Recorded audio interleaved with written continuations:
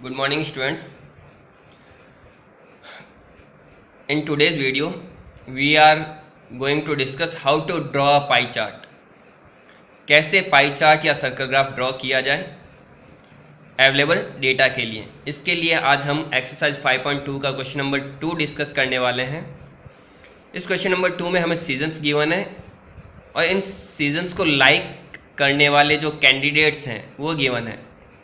Summer season को 90 students like करते हैं, रेनी सीज़न को 120 स्टूडेंट्स लाइक करते हैं और विंटर सीज़न को 150 स्टूडेंट्स लाइक करते हैं। उन्होंने अपनी वोटिंग इस टाइप से कर रखी है। ये हो गया हमारा डेटा जो हमने कलेक्ट कर रखा है। इस डेटा का यूज़ करते हुए हमें पाई चार्ट ड्रॉ करना है। पाई चार्ट ड्रॉ करने के लिए सबसे पहले हम एक टेबल ड्रॉ करेंगे। टेबल के फर्स्ट कॉलम में हमने सीजन्स मेंशन कर रखे हैं जो हमें गिवन थे, summer, rainy and winter. Number of votes जो हमें गिवन थे वो यहाँ पर गिवन है। अब हमें जो ये total number of votes given है इससे हम ऐड कर लेंगे ताकि हमें ये पता चल जाए कि टोटल कितने स्टूडेंट से हमने डेटा कलेक्ट किया है। 0, 9 + 2 11, 11 + 5 16, 6 कैरी ओवर 1, टोटल 360। इसका मतलब जो डेटा कलेक्ट किया गया था वो 360 स्टूडेंट से कलेक्ट किया गया था। थर्ड कॉलम में हमें प्रोपोर्शनल फ्रैक्शन फाइंड आउट करना है।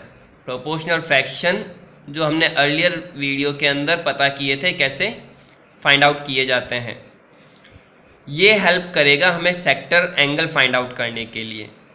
तो फ्रैक्शन वाला पार्ट स्टार्ट करते हैं। समर सीज़न के करस्पॉन्डिंग फ्रैक्शन बनेगा 90। समर सीज़न का पार्ट 90 है और टोटल कितने कैंडिडेट्स थे हमारे पास में 360। तो समर सीज़न का पार्ट हो जाएगा 90 divided by 360। Next rainy season के लिए करस्पॉन्डिंग फ्रैक्शन 120। टोटल कितने कैंडिडेट्स थे 360, that's why 120/360। And the corresponding fraction for the winter season is 150 and total candidates 360, that's why the corresponding fraction for the winter season is 150/360। Fractional part मिल चुका है, इसे cancel करने की जरूरत नहीं है क्योंकि जब हम सेंट्रल एंगल फाइंड आउट करेंगे तो जो भी हमें मैथमेटिकल कैलकुलेशन करनी है हम नेक्स्ट कॉलम में करेंगे।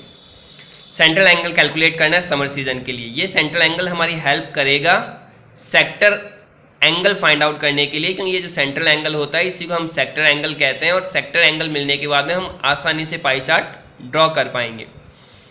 तो मूव करते हैं सेंट्रल एंगल कैसे फाइंड आउट करना है। इस फ्रैक्शन का यूज़ करो 90/360।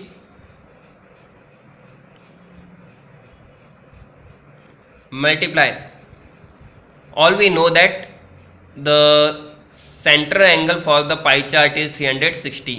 एक कंप्लीट सर्कल में हमें सेक्टर एंगल्स ड्रॉ करना है। तो हमें समर सीजन के लिए सेक्टर एंगल फाइंड आउट करना है। तो सेक्टर एंगल जो होगा वो सर्कल का पार्ट होगा और सर्कल का जो टोटल एंगल होता है वो 360 होता है, हमें पता है। तो हमें 360 का पार्ट फाइंड आउट करना है, इसलिए यहाँ पर हम 360 से मल्टीप्लाई कर देंगे। ये जो 360 डिग्री यहाँ पर मेंशन किया गया है ये सर्कल का टोटल एंगल को रिप्रेजेंट कर रहा है। 360 and 360 cancel out, result is 90 degree. इसका मतलब सर्कल के अंदर समर सीजन का जो पार्ट होगा वो 90 डिग्री सेक्टर होगा। नेक्स्ट रेनी सीजन के लिए हम फाइंड आउट करते हैं 120/360। इस फ्रैक्शन को मैंने यहाँ कॉपी किया, मल्टीप्लाई 360 डिग्री, ये वन कंप्लीट एंगल को रिप्रेजेंट करता है 360 degree. Again 360 and 360 cancel out, result is 120 degree. इसका मतलब रेनी सीजन के लिए करस्पॉन्डिंग सेक्टर एंगल हो जाएगा 120 degree. Now move for the winter season 150 divided by 360 multiply, fraction copy हो चुका। नाउ इसका part out of 360 degree, 360 and 360 cancel out and the result is 150 degree. इससे हमें यह पता चल गया कि समर सीजन का जो पार्ट होगा सेक्टर की फॉर्म में वो 90 डिग्री का करस्पॉन्डिंग सेक्टर होगा। रेनी सीजन के लिए 120 डिग्री का करस्पॉन्डिंग सेक्टर और विंटर सीजन के लिए 150 डिग्री का करस्पॉन्डिंग सेक्टर। अब हम ड्रॉ करते हैं ग्राफ, पाई चार्ट। सबसे पहले आप एक सर्कल ड्रॉ करेंगे, रेडियस जो आप चूज करना चाहें, रेडियस कुछ भी हो सकती है।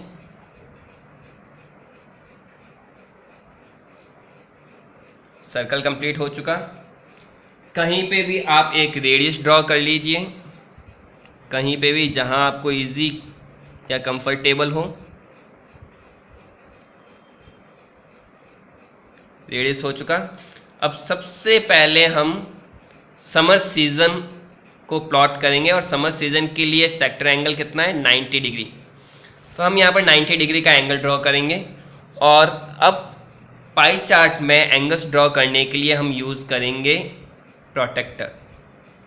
इसे रेडियस पे और ये जो मिडिल पार्ट है इसको सेंटर पे आपको एडजस्ट करना है।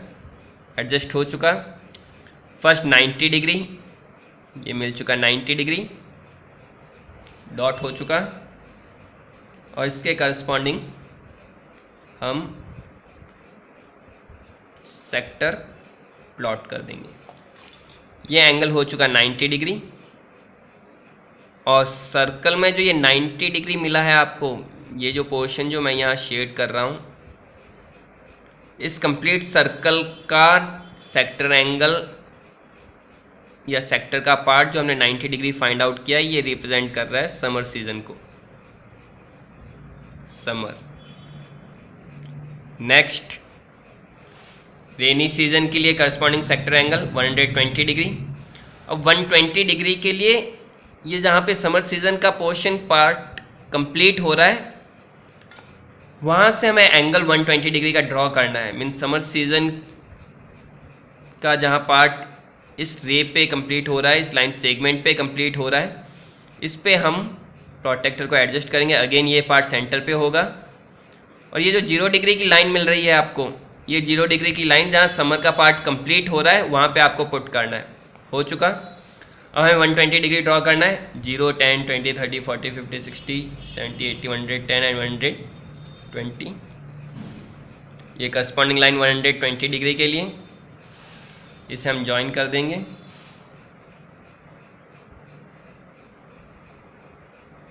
सर्कल से बाहर लाइन सेगमेंट ड्रॉ नहीं करना है।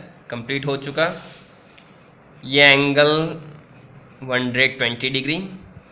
और ये जो सेक्टर का पार्ट है, सेक्टर पार्ट, ये रिप्रेजेंट कर रहा है रेनी सीजन। विंटर सीजन के लिए हमें 150 डिग्री ड्रॉ करना है।